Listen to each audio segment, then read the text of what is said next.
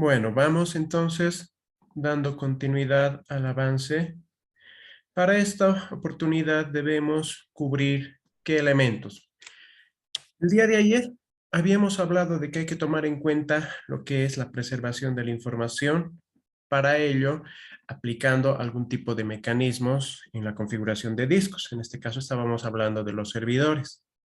Ahora debemos escalar un poco más allá, tomando en cuenta lo siguiente.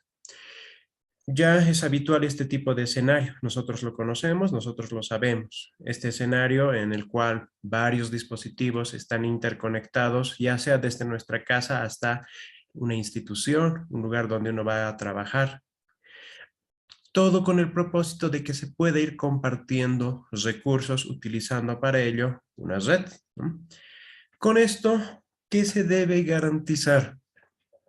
Se debe garantizar de que la información pueda ser almacenada sin necesidad de tener que ir al equipo uno por uno, hacer el copiado a un disco, una memoria flash y luego recién llevarlo. Esto es posible entonces gracias a qué? A técnicas que nosotros conocemos desde materias anteriores, ¿no? En este caso, el mecanismo que se utiliza para hacer las copias, bueno, en este caso, simplemente acceder de forma remota para poder almacenar información en otros equipos es la conocida como NAS, que quizás la han escuchado, Network Attached Storage, ¿no? O el almacenamiento conectado a la red. Acá no hay dónde perdernos. Si es que nos fijamos en esta imagen, puede ser aplicada incluso en nuestros hogares o en las instituciones que no cuentan con equipos especializados para dicho propósito. ¿Qué quiere decir esto? Es suficiente con contar con un equipo que esté haciendo de el almacenamiento, que puede ser desde una máquina ordinaria donde yo quizás he habilitado una carpeta para que ahí se pueda ir compartiendo información para que el resto de mi red pueda ir accediendo. Este mecanismo, esta forma, funciona en base a qué? En base a algo que nosotros ya hemos visto y hemos estudiado, ¿no? Todo trabaja a partir de protocolos, así que basta con que nosotros tengamos una unidad compartida que sirva para almacenamiento, ya estamos en este escenario, ¿no? En el escenario de NAS. Como les había dicho, este escenario pequeñito puede ser utilizado desde un hogar hasta una institución. Pero nosotros sabemos que a medida que la institución, la organización es más grande, hay mayor cantidad de usuarios, lo cual repercute en mayor volumen de tráfico viajando por la red.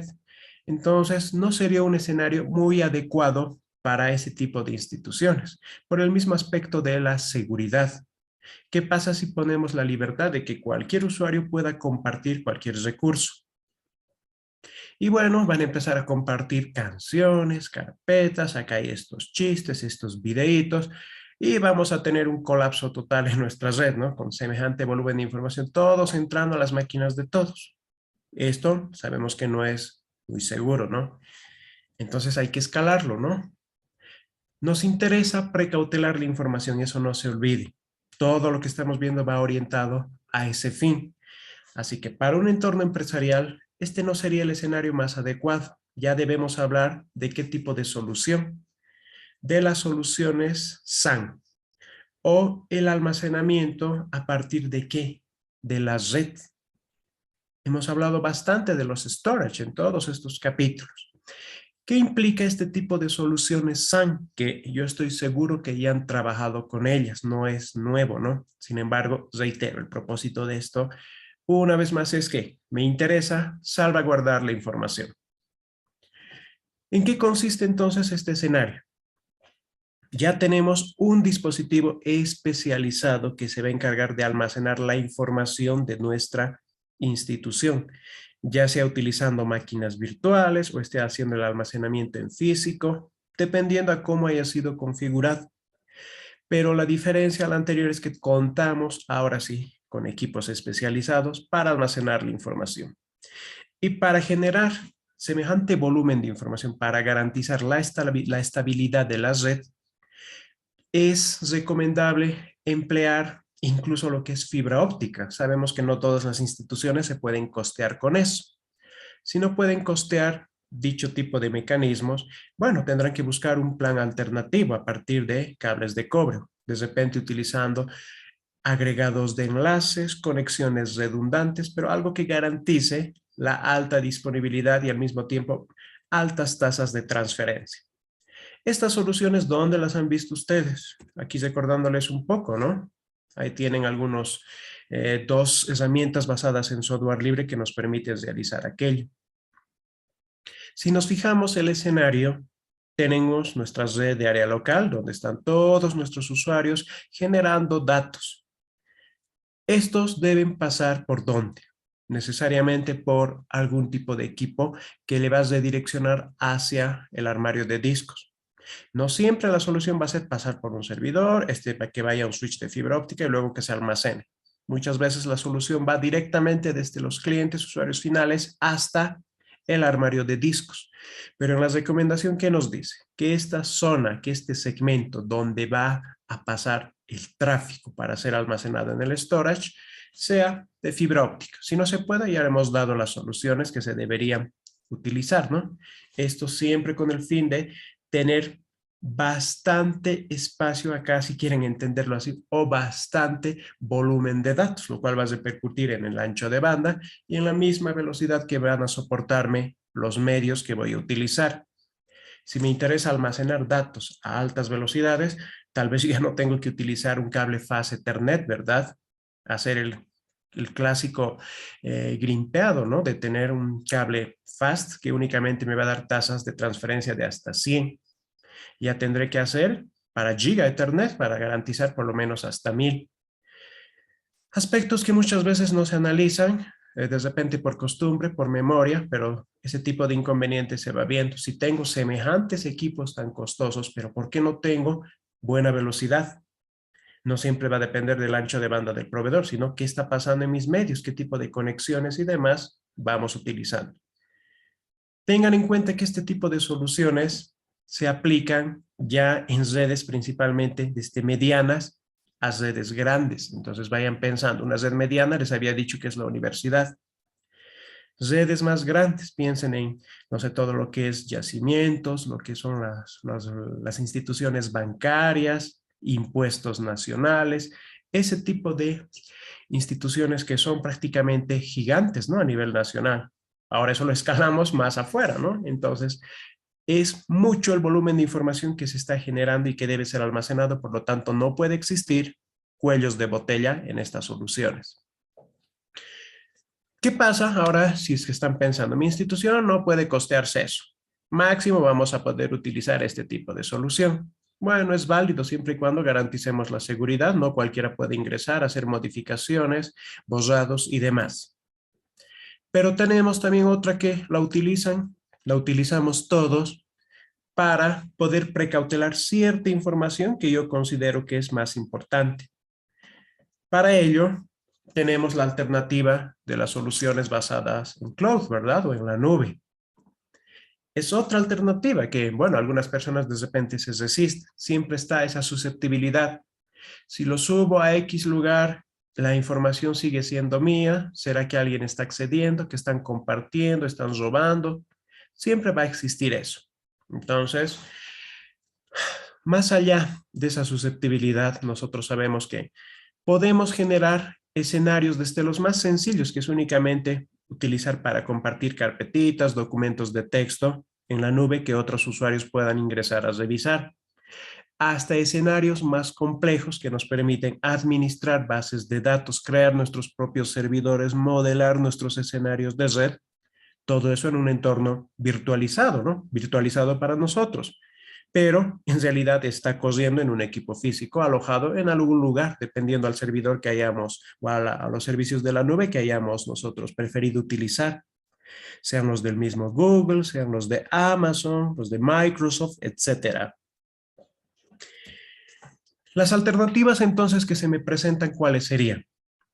Bueno, puedo utilizar la opción de una nube privada, información que únicamente está a mi disposición, nadie más tiene acceso, yo no comparto enlaces, no publico para nadie, es para mí. Ahí guardo lo que me interesa a mí preservar. En el caso de que haya información que se tenga que compartir, no solamente a un usuario, sino a una comunidad, Estamos hablando de ¿qué? De una nube pública, de acceso de cualquier persona. Tenemos, similar a este escenario, las nubes comunitarias, que generalmente son las que implementan gobiernos para sus ciudadanos, ¿no? Había un proyecto de una nube comunitaria en Bolivia hace un par de años atrás. En realidad no he hecho seguimiento, no sé si estará activa o no, desconozco. De repente alguno de ustedes conoce esa información, tal vez sí, ya está operando y demás. De repente con esto de la virtualidad ya se ha puesto en funcionamiento, ¿no? Muy probable. Todos esos escenarios combinados, estaríamos hablando de ¿qué? Estaríamos hablando de una nube híbrida. Así que son las alternativas que nosotros podemos ir viendo, ¿no? Reitero, si no puedo costearme equipos costosos, la alternativa será, veremos opciones en la nube y no tengo que invertir en hardware, no tengo que invertir en los equipos físicos, tendré que pagar alguna cuota dependiendo del plan, pero al menos estamos dando una alternativa, una solución para que mi información esté en otro sitio por si pasa algo a la institución. Ya hemos visto con el análisis de riesgos que puede darse cualquier situación, desde un incendio, pérdida de información, robo y demás. Lo cual nos lleva a esta diapositiva. ¿Qué pasa si es que nosotros decidimos inclinarnos por la opción de la nube? ¿Qué tipos de servicios? Y va a depender, como les había dicho, del propietario, del dueño. ¿Qué nos oferta? En este caso, podemos contratar desde lo que es utilizar aplicaciones. Estamos hablando del software como servicio o SaaS. ¿Qué nos indica este escenario? En este escenario nosotros podemos ir viendo que determinadas aplicaciones, determinados programas puedan ser utilizados pagando una licencia. Así no tengo que comprar para 50 computadoras una licencia individual. Es suficiente una global y nosotros de forma remota a partir de la nube podemos acceder.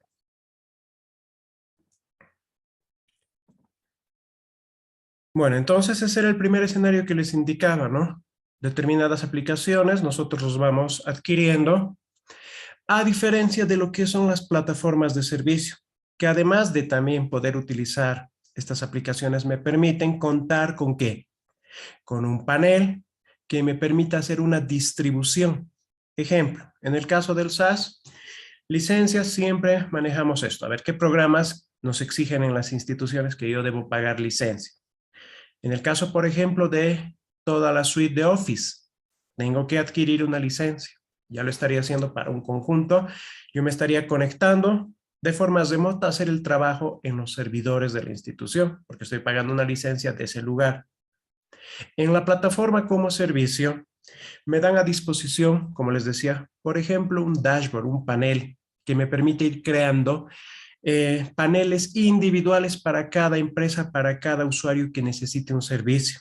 Ejemplo, yo quiero monitorear sensores que están, no sé, digamos en el campo, para monitorear comportamiento climático y demás. ¿Qué estoy haciendo? Yo tengo una plataforma y a partir de esa plataforma estoy distribuyendo pequeños dashboards, pequeñas ventanas individuales para cada institución en la cual van a poder controlar, monitorear esos sus sensores, esos sus actuadores. Estamos hablando entonces que es un escenario un poco mayor al de únicamente utilizar software acá. Ya tengo a mi disposición un mayor conjunto, una mayor gama de herramientas para poder hacer ese propósito, ¿no? Que para el ejemplo que les menciono, es gestionar lo que sería la recopilación de datos a partir de sensores, ¿no? Para la infraestructura como servicio o conocida como el IaaS, ya estamos en el escenario en el cual yo administro, yo gestiono mis propios servidores, mi propia infraestructura, pero todo esto ¿dónde? En la nube. Puedo tener una máquina virtual privada, una VPS, puedo tener no solamente una, puedo tener un conjunto y a partir de ello hacer mis propias configuraciones, crear mis propias bases de datos, hacer la configuración de mis redes, las calidades de servicio, todo lo que yo lo haría normalmente si tuviera a mi alcance un dispositivo o un servidor físico. podemos hacer con lo que es la infraestructura como servicio. Entonces ya se imaginarán, dependiendo lo que yo vaya a necesitar, tendré que pagar más, ¿verdad? Me van a cobrar más dependiendo de la cantidad de máquinas virtuales, la cantidad de IPs públicas que yo esté consumiendo. Todo eso, bueno, tendrá que ser sujeto a un análisis. Al mes, ¿cuánto voy a facturar? Dependiendo del volumen de datos también que se vaya generando. Una máquina virtual que yo manejo, ¿cuánto me consume al mes? Así, el volumen de datos generalmente no es mucho porque simplemente estoy haciendo un control, un monitoreo de algunos sensores. Entonces, al mes me está facturando alrededor de $35, ¿no? Estoy hablándoles de Amazon.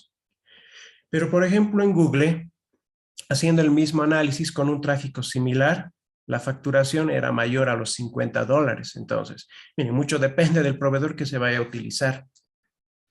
Por último, en este escenario de la nube, ¿qué podemos ver?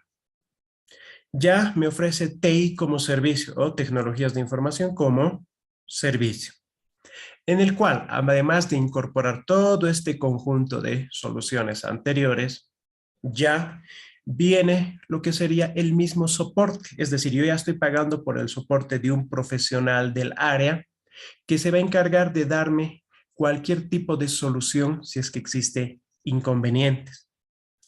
Entonces, este escenario de TI como servicio muchas veces puede ser la solución cuando hay instituciones que no cuentan con un departamento de tecnologías de información. ¿Para qué vamos a pagar 12 meses a un profesional que simplemente se va a encargar de hacer determinadas cosas concretas? Preferible, vamos a terciarizar y contamos con el soporte para estas aplicaciones que hemos contratado. Si pasa algo, la misma institución o el mismo proveedor de servicios se va a encargar de dar el soporte y problema solucionado. Me evito de todo eso. Otra alternativa que se está utilizando también, que lastimosamente pone en jaque a nuestra área, ¿no? Si ya están dando ese tipo de servicios. Junto con el combo, bueno, complica de manera un tanto relativa lo que sería poder estar en una institución, ¿no? Dando nuestros servicios. Lastimosamente estamos en ese escenario también. No sé si hasta este momento tienen alguna consulta o alguna duda.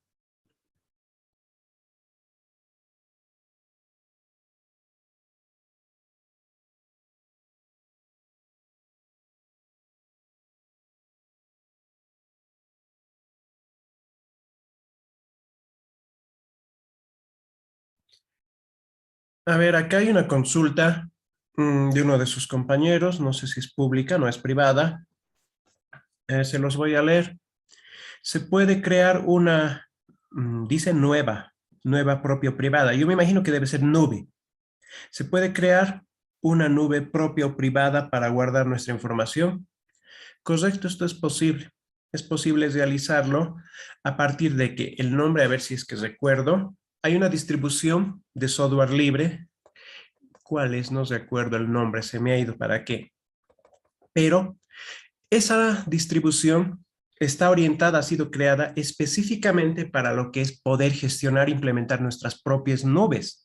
Esa es específica, si bien yo lo puedo hacer en cualquier otra distribución que de las que conocemos, pero esta me da la facilidad y ya tiene las herramientas instaladas. Simplemente es la cuestión de configuración, ver esto de la distribución, es decir, que no únicamente esté alojado en un solo equipo, sino que trabaje de forma distribuida, de forma paralela, que se vaya almacenando información en uno, dos, tres, cuatro equipos, los que yo haya dispuesto para que trabajen a nivel de nube. Estas soluciones, yo recuerdo que hace un par de años atrás, unos 2 o 3 años, se había considerado poner en la universidad. Pondremos nuestra propia nube, pero no, creo que no hubo apoyo, ahí murió la idea, creo que simplemente quedaron en ideas, pero sí es posible respondiéndote, tendrías tu propia nube, ahora si quieres escalar más allá para poder utilizar desde afuera de tu infraestructura, obviamente que se necesitaría hacer la gestión de contar con IPs públicas, ese sería el primer paso, y bueno, el registro de los dominios, pero sí es posible, eso es respondiendo a tu consulta. Desde ya, me imagino que la idea no va a ser hacer una nube para dar servicio, ¿no? Para vender. Claro, sería posible, pero haría falta inversión en equipos, dónde se van a alojar, hasta qué volumen de información vas a permitir que guarden los usuarios. Todo eso habría que tomarlo en cuenta. Ok, no sé si hay alguna otra consulta adicional para continuar, si no.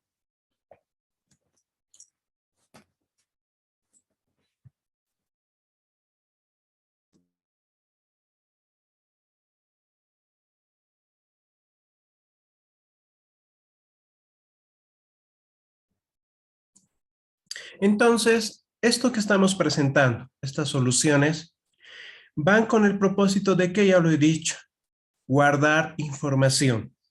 ¿Por qué? Si bien la sesión pasada hemos dicho que una alternativa bastante válida son las configuraciones de RAID en nuestros discos, tomen en cuenta lo siguiente, que es resaltado el día de ayer. Estos RAIDs, si bien están separando la información en distintas unidades, se encuentran en el mismo dispositivo físico. Por más que yo esté virtualizando, que tenga dentro de un solo equipo físico 5 servidores virtualizados, todos están en el mismo lugar. Entonces, ¿qué pasa ante algún tipo de incidente? Un error que puede hacer que se borre la información, un incendio, cualquier situación, van a hacer que todo lo que está ahí, del mismo modo, quede comprometido. Entonces, lo que debemos considerar es que hay que realizar periódicamente copias de seguridad. Y estas copias de seguridad, ¿dónde se tienen que ir generando? La idea de estas es que yo tengo cierto tipo de datos, ya sea en mis servidores o en cualquier lugar, que pueda hacer una réplica de esa misma información para que la información salvaguardada se lleve a un lugar distinto. ¿Qué sentido tendría que ustedes saquen un backup de su computadora, de su tesis, y lo dejen en el mismo lugar? ¿Qué pasa si les roban la máquina? Bueno, les van a robar la máquina, el disco duro más que lo han dejado al lado. O en una institución, saca sus copias, lo guarda en cintas y está en el piso de arriba o en el piso de abajo, en el mismo edificio. Hay un derrumbe, un incendio, todo se nos muere, ¿verdad? Por lo que hay que pensar en copias de seguridad. Y ante esto, también existen formas de sacar copias de seguridad. Para hacer esto, la primera y la más sencilla que van a entender el día de hoy de las 3 que vamos a explicar es la copia del tipo completo. Su nombre mismo nos dice todo lo que yo voy a hacer el backup respectivo de un día, de una semana, de un mes, es decir, todo lo que está almacenado se va a hacer la copia respectiva. Absolutamente todo. Si tengo 50 gigabytes, esos 50 gigabytes se van a replicar a otra unidad, a otro servidor, o de repente a discos externos para llevarlos a una ubicación distinta. Por lo tanto, una copia completa incorpora toda la información. Ese es el primer tipo de copias que nosotros podemos hacer. Voy a hacer un copia con un backup completo de toda la base de datos de la universidad. ¿Cuándo lo vamos a hacer? De repente este sábado en la tarde y listo. Hacemos el backup y lo vamos a llevar a otro lugar. De repente sea mi domicilio o algún lugar que tenga de respaldo la UATF, por ejemplo. Pero no siempre se puede realizar las copias completas. Es mucho volumen de información. No siempre son copias que tardan 20, 30 segundos. Muchas veces estas copias demoran hasta lo que son minutos en realizarse e incluso pueden escalar hasta horas que están haciendo así backups completos. Para esto existe entonces otra alternativa de tipo de copias. Son las copias incrementales. Y mucho ojo, para que no confundan, traten de seguir conmigo esta parte que está resaltada, que está con otro color incluso. Cuando se realizan copias incrementales, lo que se hace es almacenar toda la información que ha sido modificada, es decir, lo que es nuevo o lo que ha cambiado. Pero ¿desde cuándo? Desde la última copia de seguridad que hayamos hecho. es decir, va a revisar al momento de hacer la copia incremental, va a buscar dónde hay una copia que haya sido completa o una incremental. A partir de eso, genera la nueva información. Mucho de repente no nos está diciendo así. Entonces lo veremos a nivel gráfico. Sigan conmigo este ejemplo. Tengo en el primer día. Acá, ¿qué nos dice? Copia completa en el primer día. Este es el día 1. Tengo mi información A, la información B. Mi primer copia en el día 1 consiste en ¿qué? Todo, A y B. Estoy hablando de que esa es una copia del tipo completa. Tengo respaldado todo el día 1. Ahora, en un día 2, como me dice acá, en el día 2 únicamente hay cambio, se aumenta información a la parte B. En el día 2 crece, como podemos ver, se aumenta información o se modifica. ¿Cómo actúa la copia incremental? La copia incremental me dice que va a guardar toda la información que ha cambiado desde la última copia, sea completa o sea incremental. Entonces, ¿qué va a pasar? Busca, ¿cuál es la última copia que se ha realizado? La última copia es la del día 1. Perfecto, esta ya lo tengo. Entonces, a partir de esta copia del día 1 completa, ¿qué es lo nuevo? ¿Se fija? Es lo del día 2. Entonces, únicamente saque el backup de la parte nueva. Lo del día 1 ya no, eso ya estaba. A esto le he aumentado exactamente o estrictamente la parte nuevita. Nada más. En un día 3, el bloque de información A es el que sufre cambio. ¿Cómo será nuestra copia incremental? Revisando una vez más esto. Día 1 ya está almacenado. Día 2 ya tengo almacenado. ¿Qué es lo nuevo? Se fija. Lo nuevo, lo que se ha modificado es únicamente el día 3. Entonces, solamente hace el backup de esa parte. Como su nombre nos indica, las copias del tipo incremental, entonces únicamente van a ir almacenando la parte nueva, los datos nuevos, la información nueva o que ha sufrido modificación. Así es lo que deben entender de este segundo tipo. No sé si hay alguna consulta hasta acá para pasar a la tercera, que es la que generalmente les confunde.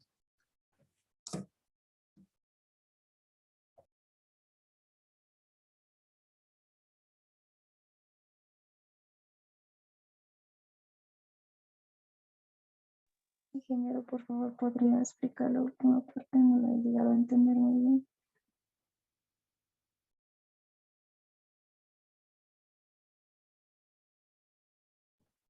¿Podría explicar qué parte me dijo? No le escuché. La última parte de las copias, ingeniero. Señorita, si puede hablar más claro, por favor. De verdad no le estoy entendiendo. ¿La parte de qué?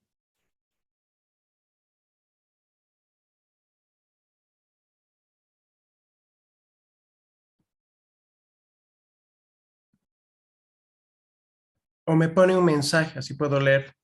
Supongo que debe ser la parte incremental.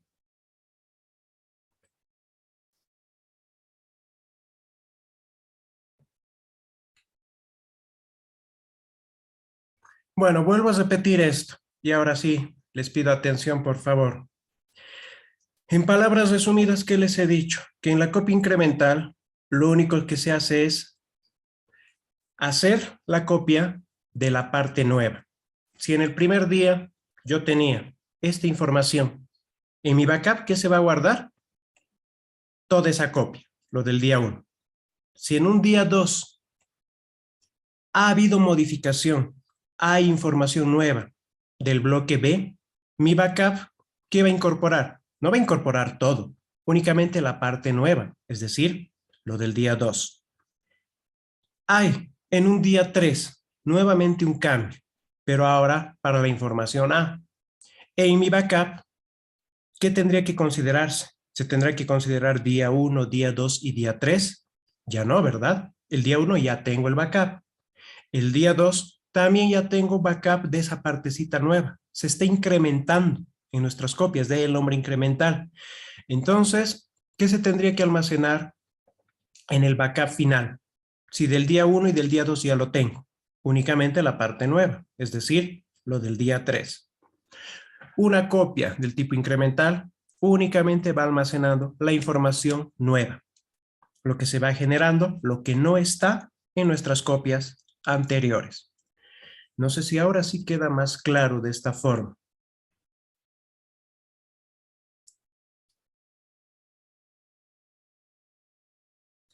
Bueno, espero que así sea y por nada, no se preocupe. Ok, entonces la copia incremental ya sabe. Revisa desde la última copia que se ha realizado. Ya sea una copia completa o una copia incremental. Eso he ido viendo. Aquí tenía una copia completa. Esto ya no considero. ¿Qué es lo nuevo desde esta copia? Día 2. Entonces se copia eso. Reviso una vez más. ¿Qué es lo nuevo? Voy hasta la última copia. Ah, era el día 2. Ya tengo esto. Entonces lo nuevo era el 3. Esto es importante para diferenciar esta copia de la tercera y última. La copia del tipo diferencial. Mucho ojo. Esta copia va a incorporar toda nuestra información que se ha modificado desde cuándo. Y esta es la parte importante para que diferencien de la incremental. La incremental buscaba la última copia, haya sido una completa o haya sido una incremental. En cambio, con la diferencial, ¿qué va a hacer? Va a ir a buscar cuándo se ha hecho la última copia completa. Y desde esa copia completa, todo lo demás va a ir guardando, por más que ya la haya almacenado. Entonces, veamos, tratemos de entender una vez más con nuestros dibujitos, con nuestras imágenes. En el primer día, se ha generado la información A y B. Nuestro backup es todo lo del día 1, una copia completa. Acá estamos viendo, hay una copia, un backup completo. En el día 2, únicamente se ha modificado el bloque B. Esta es la información nueva. ¿Qué va a hacer? En base a lo que tenemos acá arriba. Para hacer una copia diferencial, va a ir a buscar. ¿Cuál es la última copia completa? La última copia completa es la del día 1. Entonces, a partir de la copia del día 1, todo lo nuevo va a guardar. En este caso, sería el bloque del día 2. Hasta acá, estamos viendo que el comportamiento es similar a la incremental, pero acá está la parte distinta. En el día 3 se ha generado este bloque de información. Bloque de información día 3. ¿Qué va a hacer? ¿Cómo se va a generar la copia? Va a revisar en base a lo que me dice. La información o toda la información que ha cambiado desde la última copia completa. Entonces va a revisar. Día 2, esto no es una copia completa. Día 1, acá tengo un backup completo. Entonces, a partir del día 1, todo lo que está va a almacenar. ¿Esto qué significa? La información del día 3, que es la nueva, pero miren, desde este día 3 hasta el día 1, también había otra información, que era la del día 2. Entonces, desde la copia completa, todo lo nuevo que se ha generado, una vez más, va a replicar. Es decir, lo del día 3 que no teníamos y además lo que ya estaba en el día 2 sacado sus respaldos, su backup, también lo va a copiar a un día 3. Esta es la diferencia entonces entre este tipo de copia y la anterior y la incremental. Recalcando una vez más, yendo hacia atrás. En la copia incremental, únicamente lo nuevo que se ha ido generando. Día 1, día 1. Día 2, esta es la parte nueva, solamente la parte nueva entra al backup. En el día 3, la única parte nueva era A, pues su backup, solamente de esa porción nueva. Se va incrementando de el nombre. Estrictamente lo nuevo, lo nuevo, lo nuevo. Pero en la diferencial, ¿a qué consulta? ¿Qué revisa? Busca dónde está la última copia completa. Y todo desde ese día lo vuelve a guardar. En nuestro caso, en nuestro ejemplo, lo único nuevo del día 3 era este bloque de información generado el día 3. Pero al estar utilizando la copia diferencial, todo desde la completa ha ido guardando nuevamente. Y eso ha incluido a este bloque de información, que también se ha guardado, generando una copia completa, ahora donde también en el día 3. Así funcionan estas copias. No sé si ha quedado claro o hay algo más que pueda poder explicarles respecto a estas tres variantes. Y yo creo principalmente diferencial o incremental. No sé si hay alguna consulta, estoy atento, les escucho, les leo.